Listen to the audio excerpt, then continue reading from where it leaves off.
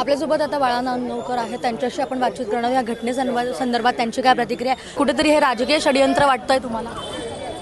मला राजकीय षडयंत्र वाटत नाही, पण माहिती नाही काय समोरचे पक्षाची लोक दोन भाऊ एकत्र आल्यामुळे काही करू शकतात, पण एक कोणतरी पागलच माणूस असला पाहिजे.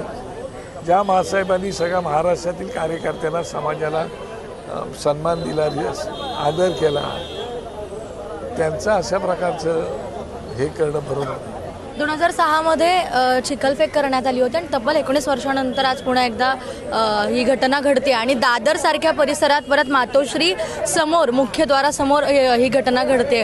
कुठेतरी ही विटंबना वाटते की पोलीसवाले याचा निश्चितपणे छाननी करतील, छडा लावतील. पोलिसांवरती आमचा पूर्ण विश्वास आहे. दुर्दैवाचा भाग एवढाच आहे की ज्या पोलीस खात्याने किंवा महानगरपालिकेने जे काही CCTV कॅमेरे लावलेले आहेत, ते CCTV कॅमेरे जर तुम्ही पाहिलेत तर त्या CCTV कॅमेऱ्यांचा फोकस हा महासाहेबांकडे नाही. हे दुर्दैवाने मला या ठिकाणी सांगावं लागतं. ऑपरेशन सिंदूर नंतर ठाकरे गटाच्या ज्या महिला आहेत इंडिया पाकिस्तान मॅचच्या दरम्यान त्यांनी सिंदूर पाठवलं होतं नरेंद्र मोदींना, आक्रमक झालेल्या त्या, आणि त्याचीच कुठेतरी प्रतिकृती म्हणून मला असं वाटतं की त्याच्यावरती राज ठाकरे साहेबांनी एक उत्तम प्रकारचं कार्टून काढले. त्यांची प्रतिक्रिया ती तुम्ही पाहिली तर तुम्हाला कळेल.